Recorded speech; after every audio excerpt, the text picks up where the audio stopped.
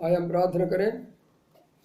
हमारा प्रेमी अनुग्रह सर्वशक्तिमान परमेश्वर पिता, तो स्तुति और धन्यवाद देते समय के लिए और एक मौका अपना हमको दिया है। पर प्रभु जी तेरे स्तुति और धन्यवाद देते हैं प्रभु। और पिछले इतवार से लेकर इतवार तक आपने हमको संभाल के रखा और आज तक जिंदा भी रखा। तेरा प्रेम के लिए, तेरे दया के लिए तेरे स्तुति और आराधना करते हैं। और इस समय के लिए प्रभु आपने आपको आराधना करने के लिए और एक मौका दिया, और इस मौका में प्रभु आप हमसे बातचीत करने के लिए प्रार्थना करते हैं। हमारे प्रिय भाई बहन लोग भिन्न भिन्न जगह में ये वचन सुन रहा है, प्रभु उन सब से बातचीत करें और उन लोग भी प्रभु को स्तुति और आराधना करने के लिए सहायता करें। तेरे दास का अभिषेक करने के लिए प्रार्थना करते हैं, वचन देने के लिए प्रार्थना करते हैं। धन्यवाद का साथ यीशु नाम से मांगता हूँ, सुन और ग्रहण कर, आमीन। आइए आज हमारा ध्यान के लिए यूहन्ना सुसमाचार 12वां अध्याय, यूहन्ना सुसमाचार 12वां अध्याय में और कुछ बात हम ध्यान करने के लिए जाएंगे। यूहन्ना सुसमाचार 12वां अध्याय, John gospel chapter 12 and verse 1 to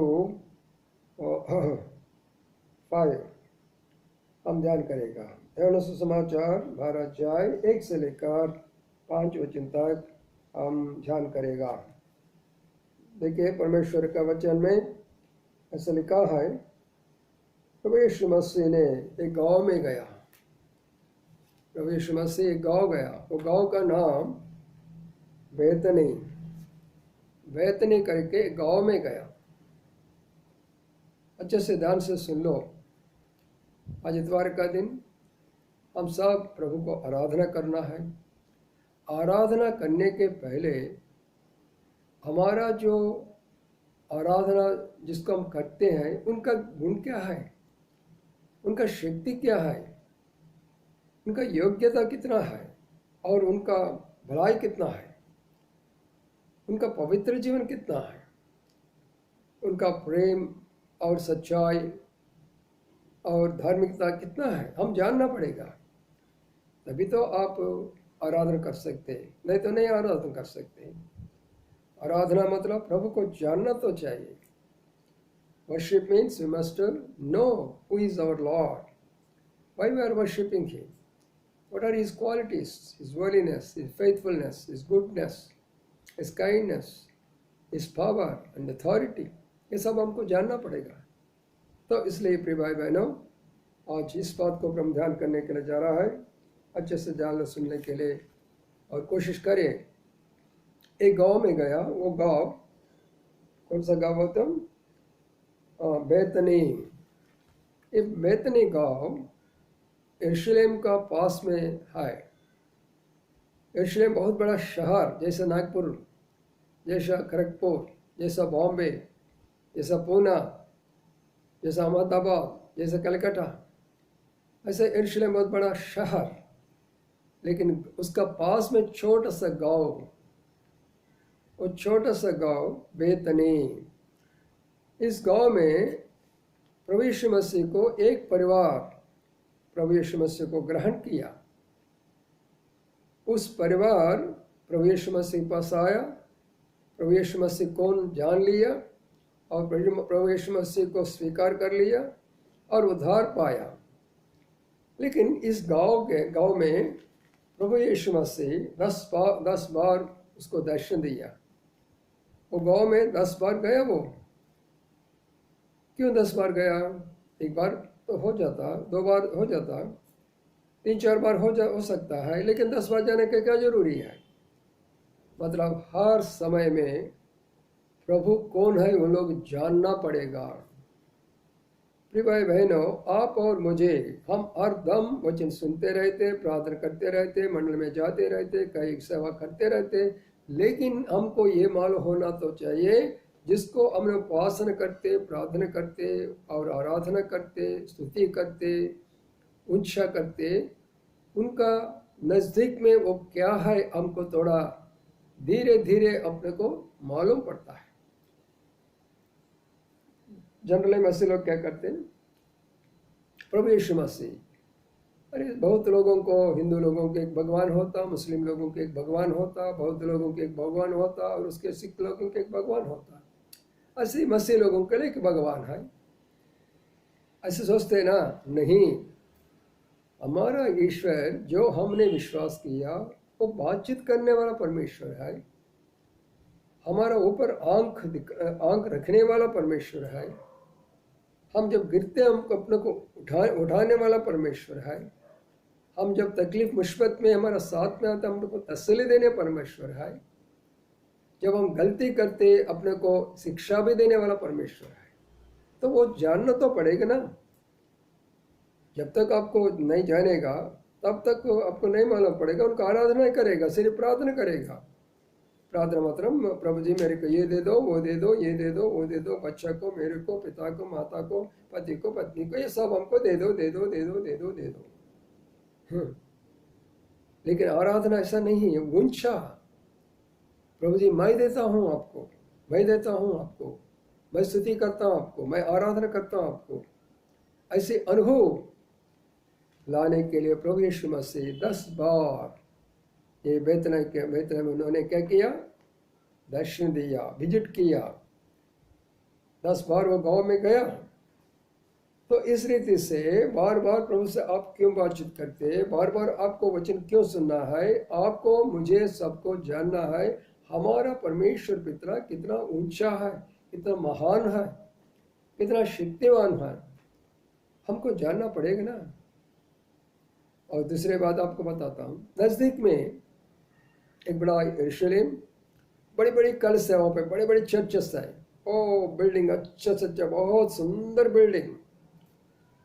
वहाँ पे हर प्रकार का बड़े बड़े मूर्ति भी मिलता।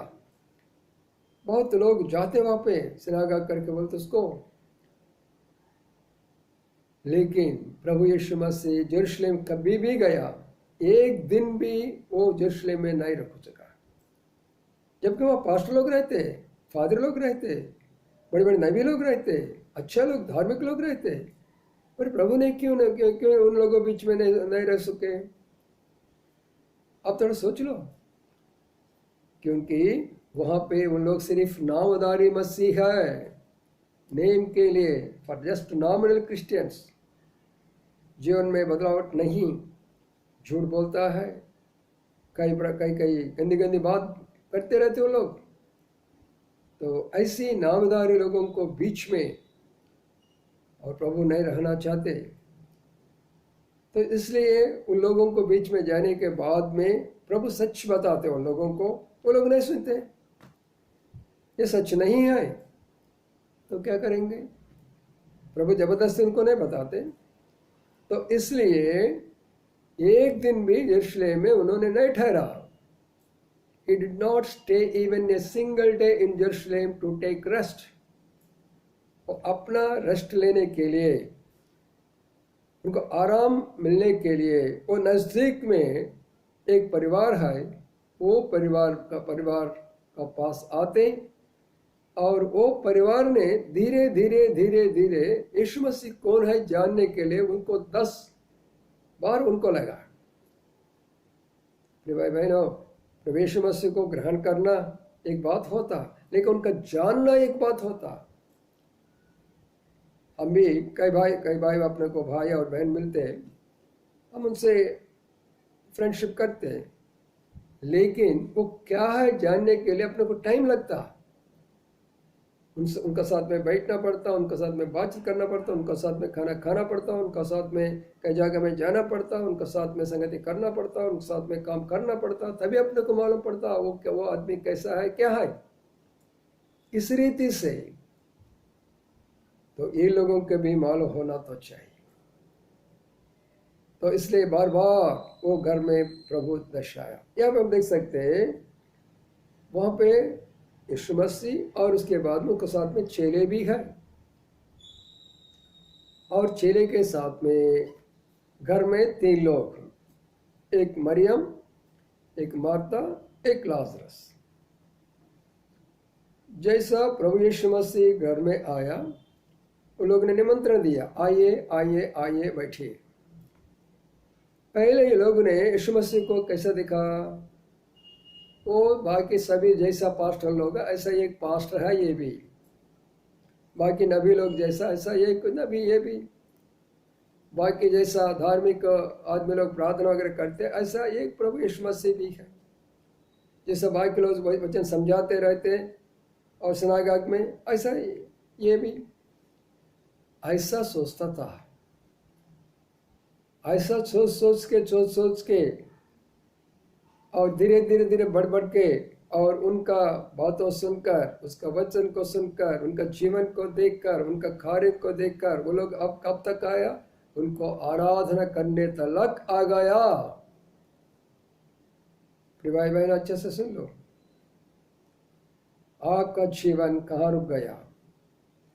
इसलिए प्रभु यीशु मसीह आज आपका घर में आ गया। यहाँ जो आराधना चल रहा बड़ी कलसे में नहीं, बड़ी मंडली में नहीं, बड़ा बिल्डिंग में नहीं, ए सिंपल हाउस, एक मामूल का घर में प्रभु को आराधना चल रहा। आज रात को प्रभु यीशु मसीह आपका घर में पहुंच रहा। क्या आप उनको निमंत्रण देगा? उनको साथ में जो चेले लोग हैं उनको भी निमंत्रण देगा? नहीं भैया, हमारा बहुत कष्ट है, ये परिस्थिति समय है, अभी हम बहुत काफ़ी तकलीफ में है, हम काफ़ी संकट में है, हम काफ़ी मुसीबत में है। ये ऊपर से ये प्रभु यीशु मसीह और ये चेले लोगों को, इनको कौन खाना खिला रहा है, इनको कौन चाय देंगे, इनको पानी कैसे पिलाएंगे, ये बड़ा बोझ होता है। ऐसे सोच रहे का नहीं, प्रभु यीशु मसीह आपका घर में आ रहा, मतलब आपको आशीर्वाद देने के लिए,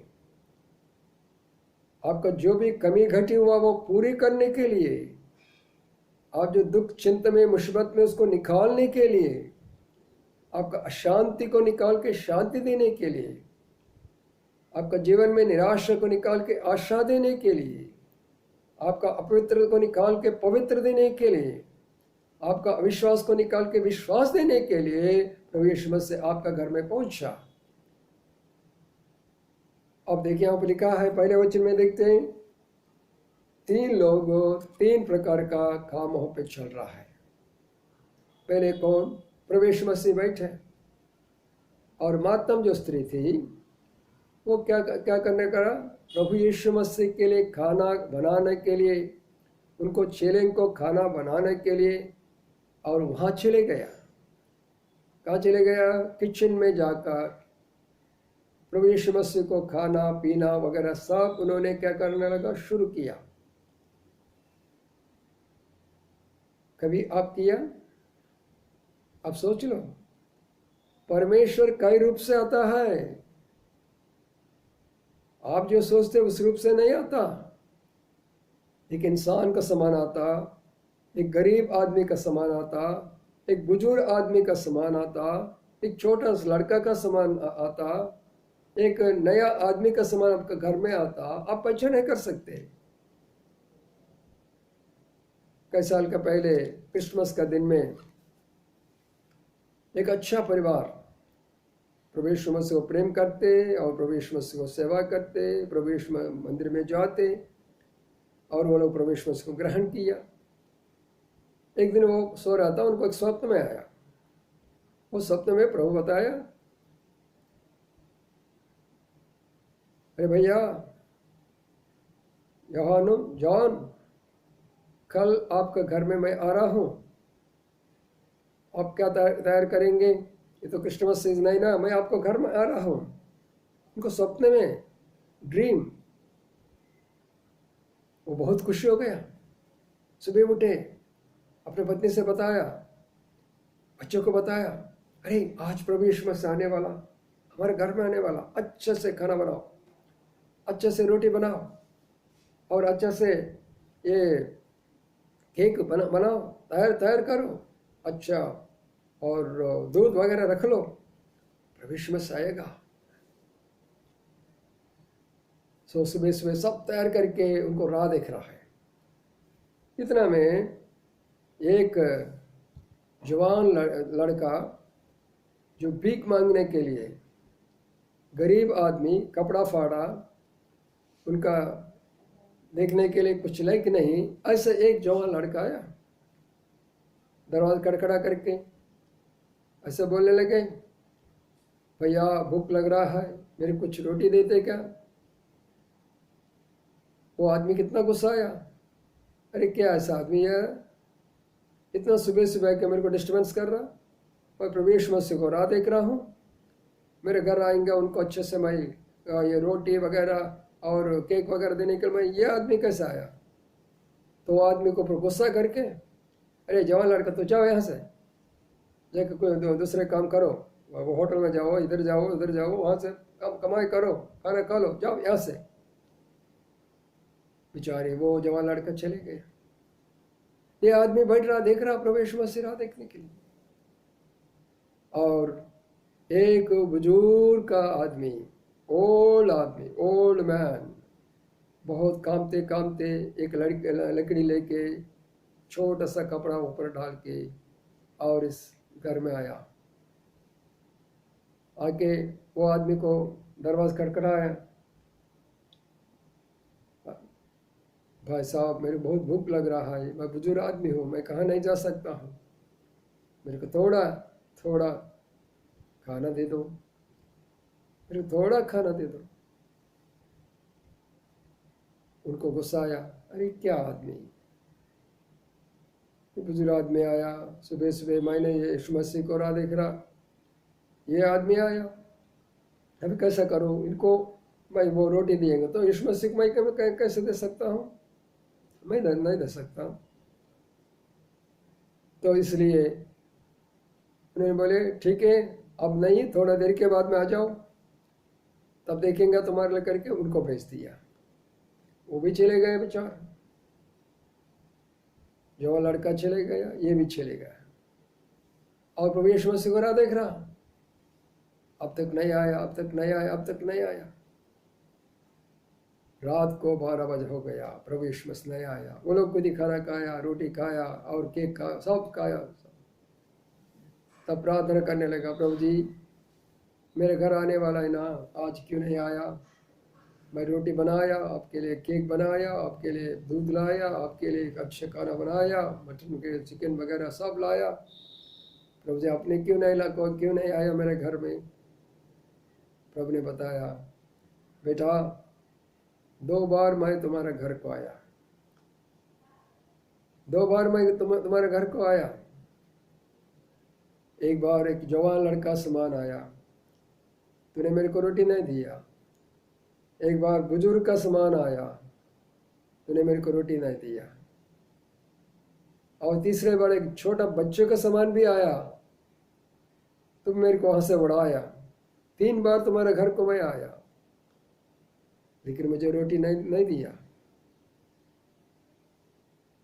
प्रभु जी आप आया क्या? और मैं आया हूँ, मुझे क्षमा करो प्रभु जी। वो रोने लगा। प्रिय भाई बहनों, प्रभु यीशु मसीह आप जैसा सोचते ऐसा आपका घर में नहीं आता। किस रूप से एक कंगाल आदमी, एक गरीब आदमी, एक छोटा सा लड़का, एक जवान का लड़का, एक भिखारी का समान, ऐसे कोई भी रूप में आपका घर में आ सकते। क्या निमंत्रण दे रहा उनको, खाना बना रहे उनको, ठीक है। वो मार्ता ने, वो जो स्त्री थी, अच्छा खाना बनाए उनको, मतलब प्रभु यीशु मसीह को खाना खिलाने के लिए उनका मन है। प्रभु यीशु मसीह चेलों को खाना देने के लिए उनका मन है। तो जो लोगों को, प्रभु का दास लोगों को और प्रभु का बच्चे लोगों को खाना खिलाते, उनको मदद करते, उनको थोड़ा पैसा भी देते, उनको सहायता भी करते, वो लोग घर में हर प्रकार का भरपूर होता है। ये मेरा सीक्रेट है, मेरा जीवन में ये बात मैं आपको बताता हूँ। हमेशा जिसको जो जरूरी है, हमारे प्रिय भाई बहन लोग बहुत गरीब लोग होगा, कई लोग कई प्रकार का और बीमार होगा, तो ऐसे लोगों को कौन देख सकते हैं? तो इसलिए प्रिय भाई बहनों, हमारा फर्ज है। मैं एक सेवक होने के बावजूद भी मेरे मंडली लोगों को, बाकी लोगों को मैं फ़ोन कर लेता हूँ, आज परिस्थिति बहुत भयानक परिस्थिति, हम बाहर नहीं जा सकते, काम नहीं कर सकते, पैसे नहीं ला सकते। जो भाई बहन लोग गरीब, बहुत गरीब से गरीब, जिसको पास में राइस नहीं है, चावल नहीं है और कुछ चीज़ खाने के लिए नहीं है, आप जरूर बताइए, मेरा पास में जो है आपको मैं बेचता हूँ, हम दोनों मिलकर खाएंगे। प्रभु ने बताया रोटी, 2 रोटी में 1 रोटी उनको दे दो, 1 रोटी मुझे दे दो, बस। तो प्रिय भाई बहनों, तो आपका घर का हालत आज कैसा है? और दूसरा बात हम देख सकते हैं, वहां पे ये कौन है? मेरी ने क्या किया? वहां पे इत्र बाटल लेकर आया और वो इत्र प्रवेश में से पाव को पूरी रीत से पहुंचा दिया, उनको धुलाया और उसके बाद में अपना बाल लाकर, सिर का बाल लाकर उनको पूरी रीति से शुद्ध करने लगा। ये क्या दर्शाता है? मेरे ने प्रभु को कितना प्रेम किया, एक बार देख लीजिए। इतना प्रेम किया, प्रभु जी आप छोड़कर मुझे कोई नहीं है, इसलिए मेरे पास में जो पैसा है आपके लिए करके एक अच्छे इत्र बाटल उन्होंने खरीद लिया, अपना पैसा प्रभु के लिए अर्पण कर लिया। दूसरे, उन्होंने अच्छे से प्रेम करते बाल, हर स्त्री बाल को बहुत प्रेम करते, उनको कलर भी डालते और तेल भी डालते, बहुत प्रकार को उसको शौक बनाते। वो बाल लाकर प्रभु यीशु मसीह का पांव पास रख लिया। दूसरे आराधना, प्रभु जी मेरा सिर आपको मैं समर्पण कर लेता हूँ। इसका मतलब मेरा सोचना, मेरा विचार, मेरा सिर में जो भी अधिकार और अहंकार और जो भी प्राइड, जो भी डिजायर, जो भी इच्छा मेरे मन में जो आता, वो सब आपका पाँव में मैं आपको पहुंचा देता हूँ। कितनी अच्छी बात है। और तीसरा बात क्या लिखा वहाँ पे? बाल से शुद्ध किया, करने के बाद में क्या किया? इत्र उसका पूरा लगा, इत्र पूरा पाँव को लगा। कितना ऊंचा आराधना देखिए प्रभु के लिए। उनका पास में जो है मन में, वो सब प्रभु को समर्पण कर दिया। सर प्रभु को समर्पण कर लिया, सर का बाल प्रभु को समर्पण कर लिया। और सर हराने के लिए घुटने टेकना पड़ेगा, प्रभु का सामने झुक गया, प्रभु का पाँव में और सर में सिर डाला, प्रभु का पाँव को और अपना बाल समर्पित किया। प्रिय भाई बहनों, कितना अच्छा आराधना। आज प्रभु के लिए आप क्या दे रहा है? थोड़ा शब्द मुंह से बोल देते, मंदिर में जाके प्रभु जी मुझे वो कैसा, ऐसा किया, ऐसे धन्यवाद देता हूँ। लेकिन सच में आप प्रभु के लिए क्या दे रहा है? आपका आराधना कौन सा है? आज आराधना करो, उन लोगों को देख लो, उनका घर में क्या आराधना चल रहा। प्रभु को निमंत्रण दिया, आपका हृदय में, आपका घर में उनको निमंत्रण दे दो। प्रभु ने उनको बिठा दिया, आपका घर में प्रभु को बिठा दो उनको। वो प्रभु के लिए वो भोजन बनाया, आप भी भौतिक रूप से प्रभु के लिए जो देना है वो खाना वगैरह बनाते रहो।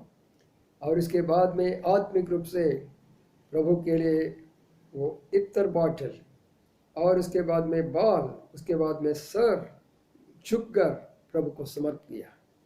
इसलिए क्या लिखा वहाँ पे? मरियम ने जो बहुत अच्छा आराधना किया, ऐसी आराधना वो जीवन में कोई भी नहीं कर सकते। ये बात लूका सुसमाचार 7 अध्याय में लिखा है, लेकिन वो बात अलग है, यहाँ पे बात अलग है। और आखिरी में हम देख सकते हैं लाजरस। ये लाजरस कौन है? इन दोनों को भाई है। ये अभी कहाँ बैठा? प्रभु का साथ में बैठा, प्रभु का साथ में बैठा। पहले कहता जब प्रभु आते घर से भागते, क्योंकि हमने लूका सुसमाचार 7 अध्याय में देखते कभी भी लाजरस बैठकर वचन नहीं सुना, हमारा रास्ता पकड़ते भाग जाते थे। इसलिए प्रभु ने क्या किया, उनका जीवन में ऐसी परिस्थिति लेकर आया, मृत्यु परिस्थिति लेकर आया। प्रभु ने उनको अनुमति दिया, तो इसलिए लाजरस को ऐसी बीमार आया, वो मर चुका, लेकिन फिर भी प्रेम से, अपना शक्ति से लाजरस को उठाया, क्योंकि प्रभु ने दिखाया मैं कौन हूं। आपका घर में आते तो भाग जाते यहाँ पे, अब देखो मैं कौन हूं। इसलिए वो आदमी प्रभु को जान लिया, प्रभु को शक्ति को जान लिया, प्रभु को प्रेम को जान लिया। अभी प्रभु का साथ में बैठे, मतलब प्रभु का संगति में बैठे। कई साल के पहले मैं नागपुर शहर में सेवकाई करता था। उस समय में एक परिवार को मैं विजिट करता था। एक परिवार में बहुत अच्छे से वो बहन आते और भाई भी आते, और वहाँ पे उनका बेटी लोग भी आके बैठते, अच्छे से बच्चे सुनते थे।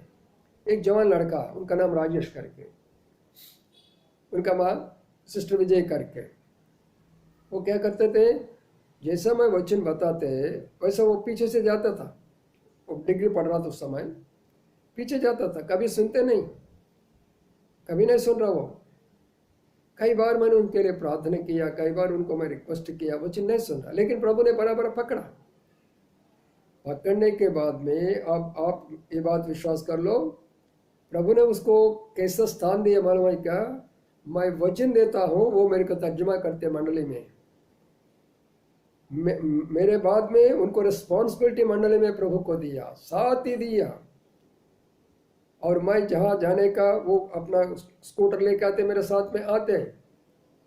और ऐसे से प्रभु ने ऊंचा देकर आज वो परमेश्वर का घर के लिए एक रिस्पॉन्सिबल ब्रदर बनकर गया। प्रभु का साथ बैठना का मतलब वही है। पहले वो आदमी सुनने के लिए तैयार नहीं थे, भाग जाता था, लेकिन जब प्रभु पकड़े, क्या हो गया? पूरा बदल गया। अच्छा पास हो गया, डिग्री पास हो गया, उसके बाद में और कुछ, और नौकरी मिल गया, शादी हो गया, बच्चा हो गया। अब प्रभु का मंडली संभाल रहा, वचन दे रहा, तर्जुमा कर रहा। उस समय छोटा जवान लड़का, मैं भी यंग था उस समय में, मुझे भी शादी नहीं हुआ, लेकिन मैं वचन देने के लिए घर घर जाते थे। कई लोग बहुत प्रेम से मेरे को निमंत्रण देते थे, कई लोग दरवाजा बंद करते थे, वो लोग मराठी लोग, हिंदी लोग।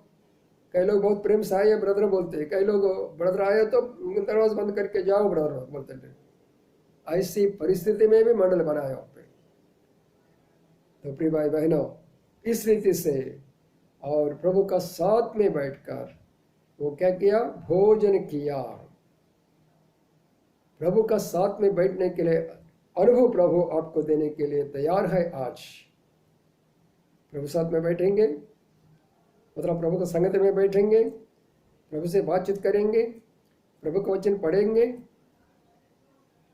और कितना ऊंचा स्थान दिया देखो, साथ साथ में बैठा। इधर प्रभु यीशु मसीह बैठा, इधर लाजरस बैठा। लाजरस कौन है? पहले भाग गया ये लड़का, कुछ नहीं सुनता था, लेकिन जब प्रभु यीशु मसीह उनका अंदर में काम किया, वो मरने के बाद में, जी उठने के बाद में, फिर उनका पास में शक्ति मिला। अब प्रभु यीशु मसीह का साथ में संगति में बैठे, रोटी तोड़ने के लिए बैठा। आज हम आराधना करना पड़ेगा, रोटी भी तोड़ना पड़ेगा, लेकिन रोटी तोड़ने के लिए अब मौका नहीं है अपने को। मंडली में नहीं जा सकते, ना सेवक लोग हमारा घर में नहीं आ सकते। जिसको तो कन्वीनियंट वो लोग कर सकते हैं, जिनको नहीं वो लोग नहीं कर सकते, लेकिन आप ये कर सकते हैं। उस रोटी को आपका हाथ में लेकर प्रभु को धन्यवाद देकर आप ले सकते हैं। लेकिन प्रभु का समय, परमेश्वर का दास लोग प्रार्थना करते समय में रोटी लीजिए। जब उनका हाथ में रोटी, आपका हाथ में रोटी, उनका हाथ में और दाग का रस, आपका हाथ में दाग का रस, जब वो प्रार्थना करते रहते, आपका हाथ में रख के आप ले सकते।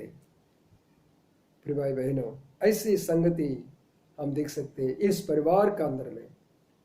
अब देखिए आराधना कहाँ चला? बड़ा बिल्डिंग में चला, बड़ा कलश में चला? नहीं, सिंपल एक घर में अच्छा आराधना चल रहा। बहुत बड़ा भीड़ लोग है कि वहाँ पर 1000 लोग, 2000 लोग, 200 500 लोग है कि नहीं, 6 लोग, कुछ लोग, प्रभु यीशु मसीह, ये 3 लोग, ज़्यादा है तो 10-15 लोग। उससे ज़्यादा नहीं है, लेकिन कितना अच्छा आराधना हुआ। इसलिए आखिर में बताता हूँ मैं, उस घर ऐसी एक स्मेल, पूरा स्मेल मतलब वो पूरे घर में ऐसा एक बास आया, स्मेल बोलते, तो अच्छे से स्मेल आ गया पूरा घर का, इत्र का जो उनका सुगंध का जो वो बास थे, वो बास पूरी रीति से स्मेल आया। इसका मतलब क्या? मतलब घर का बारे में अच्छा गवाही होता है। हमारा घर का बारे में, आपका घर का बारे में आज क्या गवाही है? लोग क्या बोल रहे हैं आपका घर देखकर? लोग क्या बोल रहे हैं आपको, आपका भाई बहन को देखकर, आपका बच्चों को देखकर, आपका पति पत्नी को देखकर? कौन सा गवाही आपने रखा आज? ये घर का बारे में अच्छा गवाही, अच्छा बास, गुड स्मेल पूरे घर में पूरा। इसका मतलब प्रभु का गुण हर एक इंसान में आ गया। मेरी वो स्त्री थी, उनका अंदर में आ गया, और मार्ता वो बहन थी, उनका अंदर में आया, और जवान लड़का उनका अंदर में आया, और वहां पर जो चेले लोग उनका अंदर में आया, प्रभु यीशु मसीह को दी। इसका कारण से, आराधना कारण से, जहां आराधना होता है वहां अच्छा गवाही होता है। आपका घर में आराधना शुरू करो। ये वचन सुनने के बाद में आप सब लोग घुटने टेको, मरे में जैसा झुक गया प्रभु के पास में, आप भी घुटने टेको, आंख बंद करो। ये हफ्ता भर आपको प्रभु ने संभाला, रक्षा किया, आपका खाना मिलाया, आत्मिक भोजन दिया, संगति दिया, तबीयत अच्छा दिया, आपको कोई बात कमी घटी नहीं किया। इसलिए हर बात को प्रभु को धन्यवाद करना बहुत जरूरी है। आइए हम प्रभु को धन्यवाद देंगे और प्रार्थना करें। हमारा प्रेमी अनुग्रही सर्वशक्तिमान परमेश्वर पिता, तेरे स्तुति और धन्यवाद देते समय के लिए। रात का समय में प्रभु जी आपने अच्छा संदेश हमको दिया। मेरे भाई बहन लोग, जो लोग सुन रहा है, जिनमें जगह से हर भाई बहन से आप बातचीत करिए, चाहे वो लोग नागपुर में, खड़गपुर में, भिलाई में, बिलासपुर में, रायपुर में, बिहार में, पुणे में, बॉम्बे में, अहमदाबाद में, हैदराबाद में और कलकत्ता में, कोई भी जगह में जो लोग सुन रहा है, हर भाई भाई से बातचीत करने का, हर लोग आपका पास आकर आराधना करने के लिए सहायता करिए। जो तकलीफ में, दुख में, मुसीबत में, संकट में, बीमार में, प्रभु उनको सबको संभालने के लिए प्रार्थना करते। बच्चों को तेरे हाथ में सौंप देते, बुजुर्ग लोगों को अच्छा तबीयत दीजिए, जवान लोगों को उनका भविष्य के लिए, उनका पढ़ाई के लिए, उनका नौकरी के लिए, उनका शादी के लिए हम प्रार्थना करते। हर प्रकार की जरूरत पूरा करने के लिए प्रार्थना करते हुए, ये वचन सुनने वाला हर भाई बहन विश्वास में बढ़ने के लिए, सहायता करने के लिए प्रार्थना करते हुए धन्यवाद का साथ यीशु नाम से मांगता हूँ, सुन और ग्रहण कर। आमीन आमीन। सबको जय मसीह।